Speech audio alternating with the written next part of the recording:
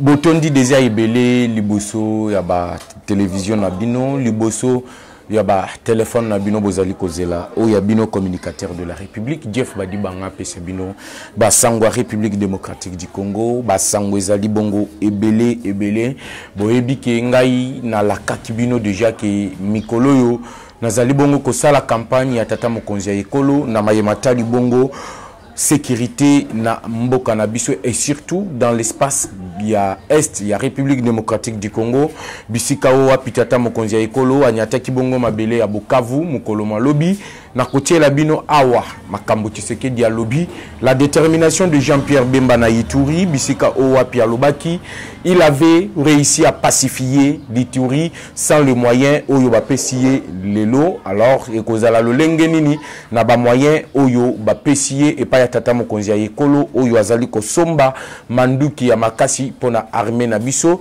na ko betela bino lisolo ya numéro 3 ya M23 oyo bongo akufaki na tongo ya lelo na misili ya Sukhoi SI-25 oyo ezwakiye na tongo ya lobi na bitumba oyo bandaki bongo ko opposer l'armée congolaise, le Wazalendo, les rebelles du M23 appuyés par l'unité spéciale ya armée rwandaise pe ba Ougandais oyo bazali bongo ba traître bazali bongo ko boya kozonga na mboka na bango alors que mandat ya communauté est africaine ici et si libongo na mboka na biso République démocratique du Congo. Nous allons parler également de cette opinion de l'église catholique oyo pona bango et Sengeli bongo Félix Tshisekedi andima ko dialoguer na ba rebelle ya M23 izali bongo ba point misatu oyo na kosolola na bino mukolo malelo na numéro na bino ya décryptage de l'actualité politique. Bonjour, bonsoir. Mbote na beno, mbote na bino, diambo yenu, moyo wenu. Izali bongo lolenge na biso ya sika ya kopesa bino mbote bisika tu bozwami, mbomo mesano na yebisa kibino. À chaque fois uzali kozwa biso, komela biso na ba commentaire bisika oyo uzali kolandela biso.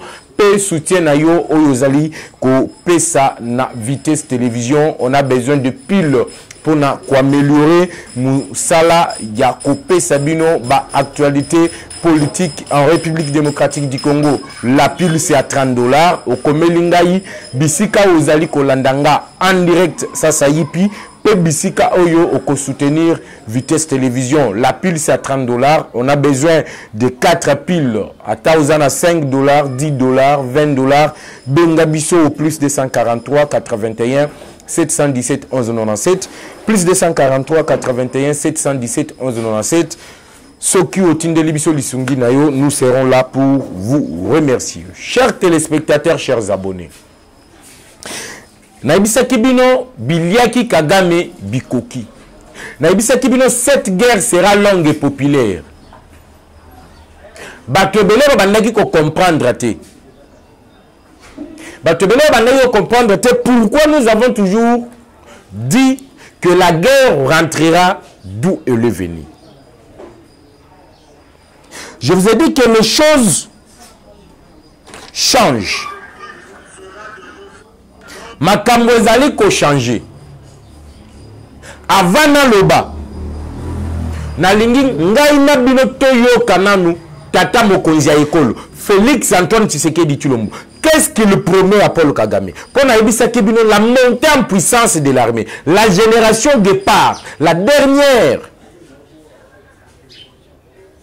formation. Ou soit bato ba outil formation ya suka. Baye na moto mabe. Na lingi kolobaka na monokote. Je vous avais dit que c'était le début de la fin. Il y a régime, il y a Paul Kagame. Vous avez appris hier la mort du numéro 3, il y a M23, à Daye. Vous avez vu dans les images, je l'ai partagé, bah image dans le groupe WhatsApp, il y a vitesse télévision à Tongo et à Lelo. Comment est-ce que Batandi Bibembe, il y a Banyangala Kata M23, Bakufaki, na Tongo et à Lobi. Lelo baye pour attaquer. l'aviation militaire est matipé Nicolo pour contraindre ces gens-là. Mais avant que je puisse parler, il y a Fro ya makambo ezali koloba lelo, j'aimerais que ngai na bino tolanda parce que bobanda ki koloba peut-être na vitesse ba pesa ka information peut-être ezalaka sûreté. Je vous avais promis le début de la fin. Il y a Paul Kagame. Suivons ensemble et revenons.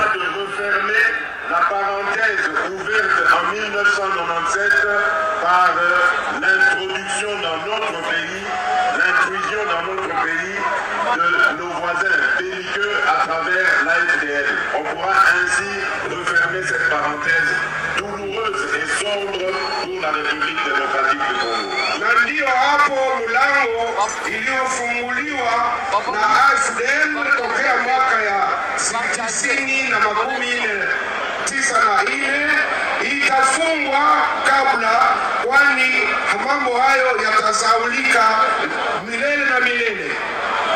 Et pour terminer ce point sécuritaire, je vais m'adresser au président rwandais Paul Kagame pour lui dire ceci. Puisqu'il a voulu se comporter comme Adolf Hitler en ayant des visées expansionnistes, je lui promets de finir comme Adolf Hitler. C'est fini pour Paul Kagame. Vous avez suivi le président de la République. Alobi, ndenge Kagame azwaki makanisi wana expansionniste. Makanisi wana ya ko-exterminer batu. Parce qu'Adolf Hitler, boyebi histoire.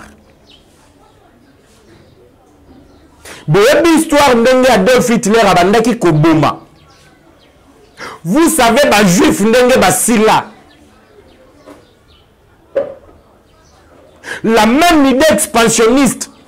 Oh Kagame azwaki. Tu sais que Dialobi, je te promets de finir comme Adolf Hitler. Munoko nanganganga. Naebisa kibino, c'était le début de la fin de Paul Kagame. Aujourd'hui, c'est la bouche du président de la République, d'où l'histoire, ou soit la même parole, et Bimaki Mukolo Yalobi na Bukavu. Vous avez suivi France 24 commencer à critiquer la prise de parole Yatata Mokonja Yekolo. Je vous ai dit, écrivez-moi dans les commentaires place au Yozali Kolandangaï. Obakisi Lisusu, je vote le numéro 20. Regardez la détermination. À Lobi la Kagame. Cette fois-ci, Ezama Kambuya Kobomba Moningate, Ezama Kambuya Kobonde te. Langage diplomatique et Sili. Nous sommes sur le front de la guerre. Et la guerre, nous allons la mener jusqu'à la fin. Jusqu'à exterminer le dernier terroriste. Yabatoyo, Babomi, Bandeko Nabiso. Moutoua Liboso qui a payé de sa peau, et allé le numéro 3, le général, soit le colonel Baudouin. Awana Kosolo Nabino Baudouin a Kofi. Le numéro 3 du DM23. Parmi les plusieurs officiers rwandais tués hier, bato bayaki pote ba récupérer Sake, ba koma type mbeni ya Sake. Le numéro 3 perdit la vie. Toujours hier le soir, le président promet la fin du régime sanguinaire de Paul Kagame, les terroristes. Vous avez suivi Zangate. Nous parlons de la République, nous réfléchissons République. Voilà pourquoi on nous appelle les communicateurs de la République. Parce que nous pensons pour la République. Qu'est-ce que nous allons léguer à nos enfants qui viendront derrière nous? Ce qui te donne à penser na bino qui dialelo ya kokumisa kabatu ya kobimela kabatu, sachez que bana na biso ba konyokama. Voilà pourquoi nous avons résolu de défendre premièrement la République, de défendre la cause de la patrie, et défendre la cause de la patrie, et d'aller à Kotala, le Lenganini, Makambozali Kotambola. Je vous avais dit, la montée en puissance de l'armée, la génération Guépard, les Zibou, Moussala Basalaki Lobby, pour encercler Mouchagi. Malgré que la M23 avait contourné sur l'axe, il y a bord, il y a lac. là où Natongo ya lelo, Mandouke Bandi Lisusu Kobetama, je vous promets encore de revenir le soir avec les détails. Parce que l'aviation militaire, les hélicoptères de l'aviation militaire de nos forces armées de la République démocratique du Congo, et Sukhoi Eza Lisusu Namapata Natongo ya lelo pour freiner l'avancée des rebelles du M23.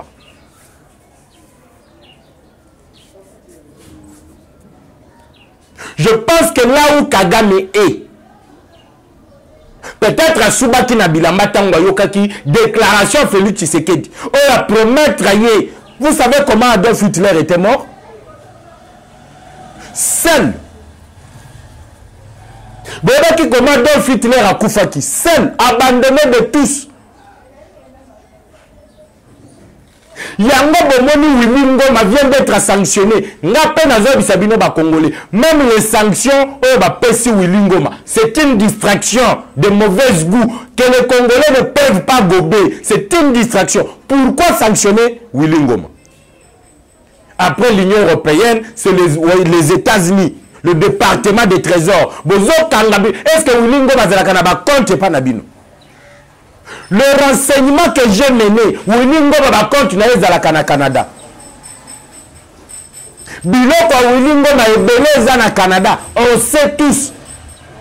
Vous ne pouvez pas nous amener une distraction de mauvais goût. Il y a des Congolais, nous venons de sanctionner Willy Ngoma parce qu'il est auteur, il y a violation, il y a droit de l'homme. Mais le parent, le géniteur de Willy Ngoma s'appelle Paul Kagame. Pourquoi ne pas sanctionner Paul Kagame? Pourquoi ne pas sanctionner le régime du Rwanda? Pourquoi ne pas le sanctionner?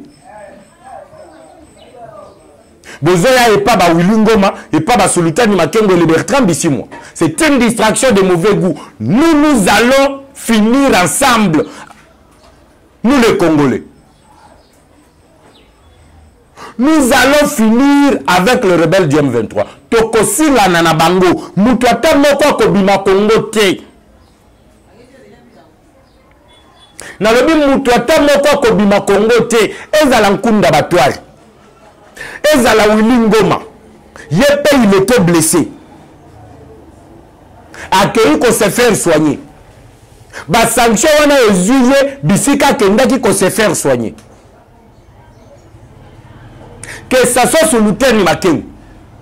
Les sanctions, vous allez composer bango et talibisoté. Nous allons les traquer sur terrain. Bitumbeza Akoyinda, oui monsieur, j'ai les images. Nalobi Okomelinga, partout vous me suivez.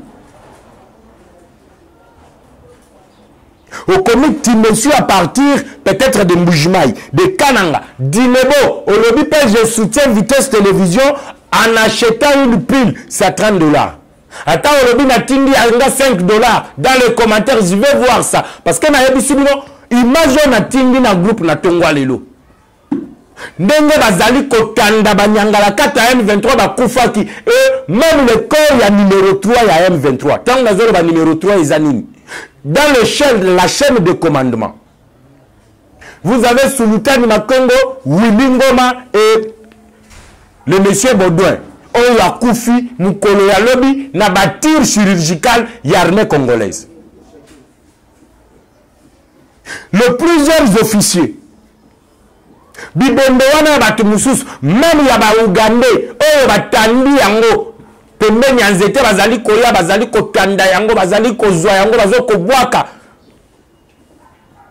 Ces images-là ont été prises par nos collaborateurs bazali kuna. Ces gens-là, bazali ko manquer ba pile ya caméra, bazali ko manquer ba téléphone ya haute qualité ya kozwa ba image pe baye nango biso pe to tindeli bino yango. Yango tolobi participer. Bisika to ozali, okomelinga bisika oza et bisika ozali ko soutenir Vitesse Télévision.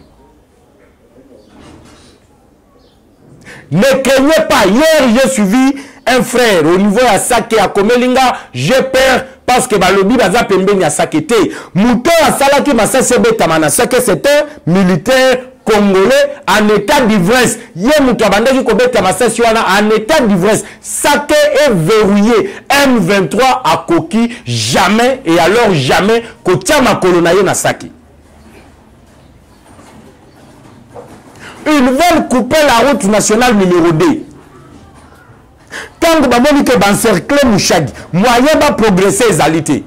Bazou maman na moto, lelo na tongo ba yaki ba attaquer la route nationale numéro 2. Pour ba couper la ville de Goma na ville ya Bukavu. Moyen ville ya Goma ba ravitailler yango ezalaki te. Qu'on puisse asphyxier la ville de Goma. C'est là où les Wazalendo qui sont sur l'axe Yabor ba yeko répliquer. Appuyé par l'aviation militaire. Je vous promets de revenir avec les images d'ici là.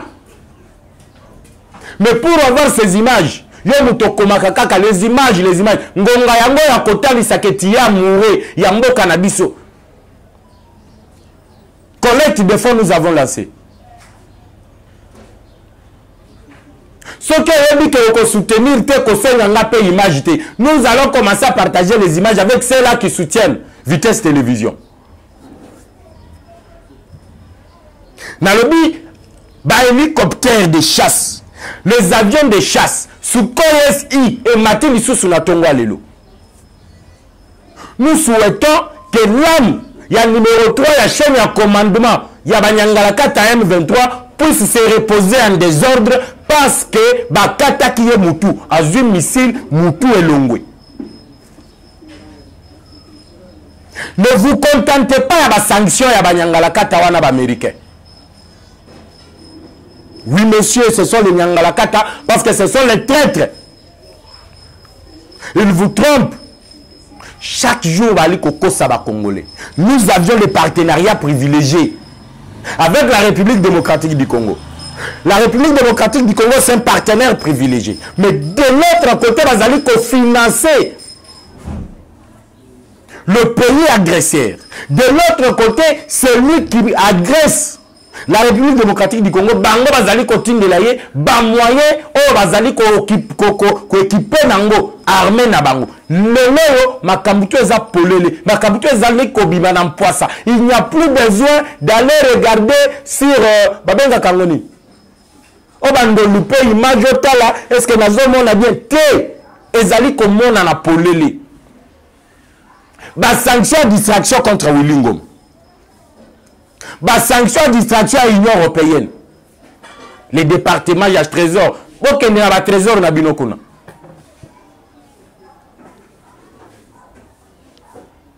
Vous sanctionnez Willingom, mais de l'autre côté, vous voulez sanctionner le gouvernement congolais.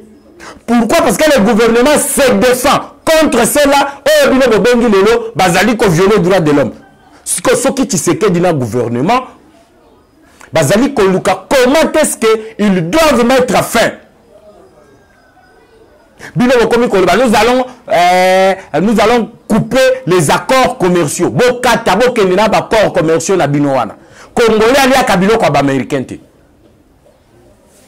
La lobi moto za déjà européen là. Que l'âme ya mutwana est reposée en désordre ndenge bazali ebele wana. Na tongo ya lelo, je vous affirme. Retenez ce que je vous dis. Que Kagame azali susu na bambou lebelete. Azali susu na mikolo lebelete. Je ne prédis pas la mort de Kagame, mais je prédis la fin. Il y a un régime, il y a Kagame. Je prédis la fin. Il y a Bokonzi à Kagame. Retenez bien ce matin. Vous avez suivi Félix Tshisekedi qui lui promet la fin d'Adolf Hitler. Mabe ezake oh le liwa Adolf Hitler est comme elaye. Mabe na nazali kobanga yangwana. Toutes les promesses qu'il a fait. Ya olobaye non, toko retirer Banayam 23 d'ici le 1er janvier. C'est faux. Ils veulent aujourd'hui infiltrer Goma. Ils veulent s'attaquer à la personne de Félix Tshisekedi. Je vous annonce que Belo a réussi, ça qui déjà à Kokota Goma ont été neutralisés. Ils ont été neutralisés. Bayebi que Est Mobimbawana, Baza Sima Félix Tshisekedi, parce que Tshisekedi cite l'agresseur par son nom. Qu'est-ce qu'il faut faire? Et Sengeli Sikoyo, faire la pression sur la ville de Goma. Verouana ya Mouchadi. Oh, bandaki okende na Rubaya. Je vous affirme, bah, information de qui a Lokuta. Rubaya n'est pas tombé. Rubaya est entre les mains de FARDC de Ouazalil. Que personne ne vous trompe.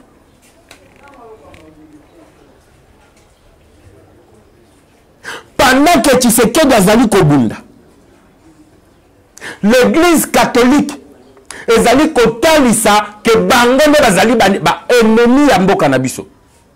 Bango bazotalisa que RDC bango nde ba ennemi numéro 1 ya République démocratique du Congo. Pourquoi je le dis? Lelo église catholique est eu position et lobby na gouvernement boy. Nous recommandons au gouvernement congolais de dialoguer avec la M23.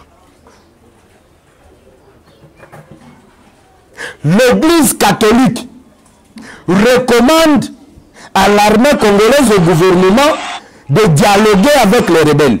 Je veux que vous puissiez suivre ensemble avec moi. Voilà. Vous savez, nous sommes des pasteurs, nous sommes des hommes de Dieu. Et la violence n'a jamais résolu quoi que ce soit dans le monde. L'Église n'a jamais prôné la violence comme solution à un problème, à un conflit. L'Église a toujours prôné les moyens non violents. Alors, le dialogue, se parler, se rencontrer, le pourparler, ce sont des moyens pour mettre fin à une guerre, à un conflit. C'est pour ça que nous avons toujours recommandé le dialogue entre nos autorités et le 23 mai. Nos autorités disent non. Bandot. Voilà pourquoi nous avons toujours recommandé le pourparler, se parler. Tokolobana banani. Tokosolola na banani. Que l'église catholique éclaircit. Tokosolola na banani. Na ba Rwandais. Bango balobi bazobunda pona ba Congolais bazoloba Kinyarwanda. Je me suis posé la question, est-ce qu'en République démocratique du Congo, il y a ethnie moko ezolobaka Kinyarwanda? Est-ce que ça n'a pas Congolais moko balobaka Kinyarwanda? Je me suis posé la question. Na ba dialecte tout ya Congo. Est-ce que Kinyarwanda ezali dialecte elobamaka na Congo?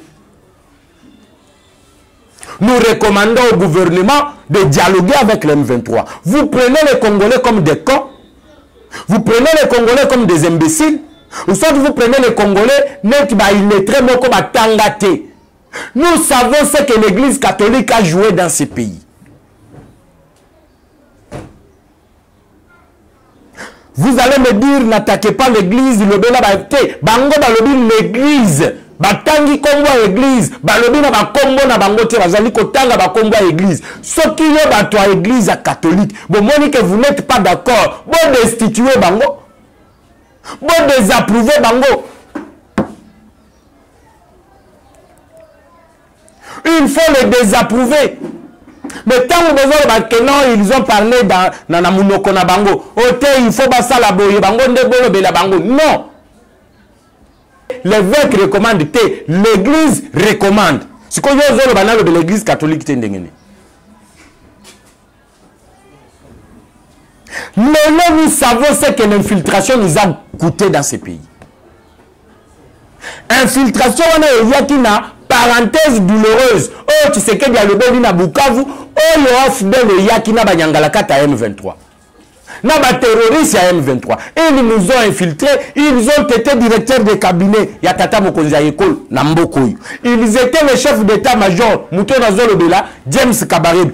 Aujourd'hui, il a été ministre dans le gouvernement ya Rwanda. Il a occupé des fonctions dans l'armée rwandaise. Mouto Akomaki, chef d'état-major Namboka Nabiso. Il y a des généraux, il y a des colonels qui quittent le rang des forces armées pour rejoindre leurs frères, le Rwandais, au sein du M23.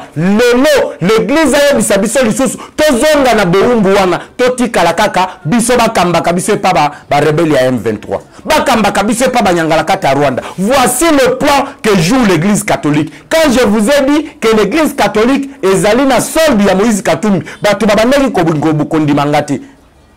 Le M23 soutient Katumbi. Pourquoi M23 il y a qui soutenir Katumbi? Parce que Bayoki Katumbi a lobby la Kisangani qu'il y a aussi sa guerre dans 6 mois. Et la solution qu'il a pour mettre fin à cette guerre et ezali ya ko dialoguer na banyangala kata ya M23 na ba terroristes ba rwandais selon l'accord de 2013 signé avec Joseph Kabila. Accord en 2013, je vous avais décortiqué cet accord du début à la fin.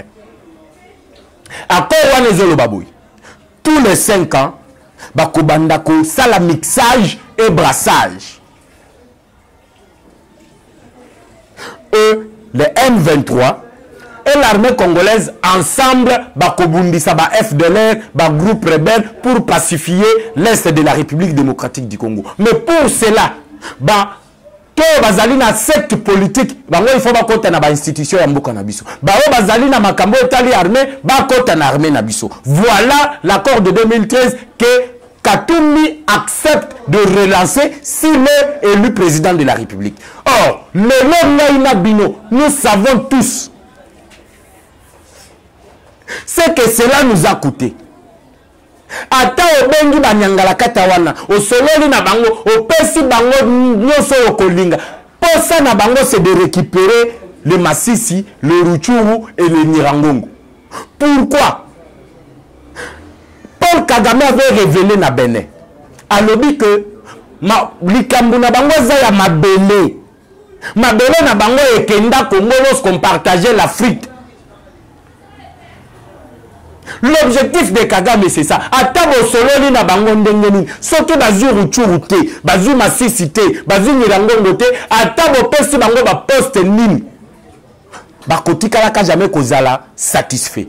La satisfaction de ce rebelle et ça a causé 3 territoires on a pesibino parce que Kagame a dit objectif na bango ezali mabele na bango ba pesa République démocratique du Congo avant partage. Or ce qui tokei avant l'indépendance, le Rwanda était une province de la République démocratique du Congo. On appelait Congo Burundi ou Rwanda. Donc et le Burundi et le Rwanda faisaient partie de la République démocratique du Congo. Donc, le Rwanda devrait être annexé. Ce qui est OK, une idée, tu sais qu'il parle, il promet la fin d'Adolf Hitler à Paul Kagame. Ça veut dire que nous annexerons le Rwanda comme une province de la République démocratique du Congo. Retenez bien ce que je vous dis.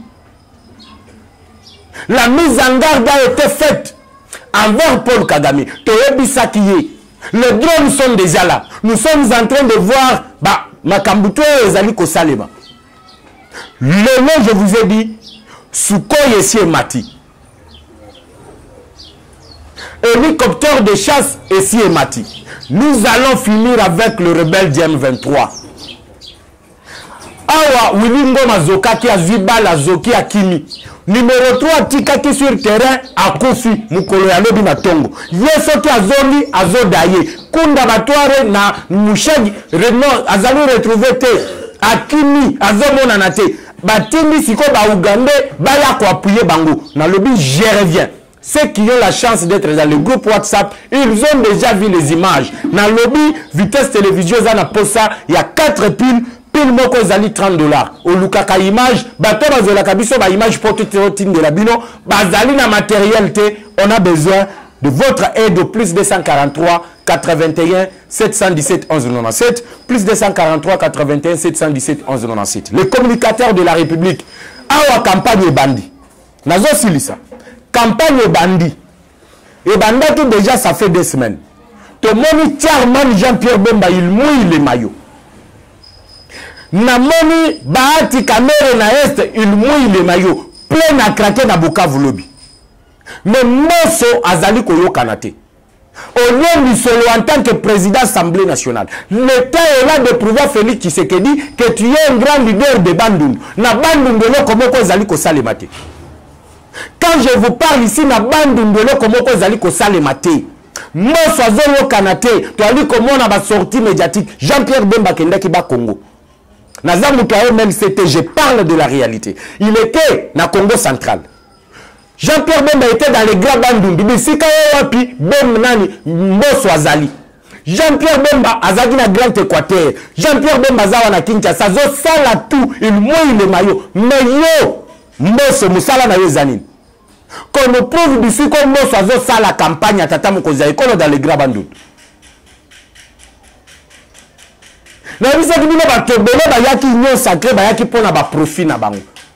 Ils vont gagner de l'argent. Bakei ko sala ba campagne ya bana na bango, na basi na bango. Bakei ko sala campagne ya ba député na bango, ba zo ba député na bango, po ba composer Tshisekedi. Na 2024 que non, moi j'ai 50 députés et c'est ngebe pe sanga nombre tel ya ministère. Toza na bino sikoyo. Même si je suis concentré à l'Est, je suis l'actualité politique. Ma kambuto ezali koleka ezali awo. Les images de Bahati tozali komona yango, comment il mobilise. Même Moïndo Nzangi, Azugoma na maboko, il mobilise pendant l'élection de Félix Tshisekedi. Mais Mosso yé azali kosala le côté. Jusque là, on ne voit pas Mosso sur le terrain. Na lobby ezali vérité. Venez me contredire. Demain je vais revenir na la Kisabino campagne Mosso zo salela bana na ye ya parti politique na ye. Tokutani na bino lobby. Ciao.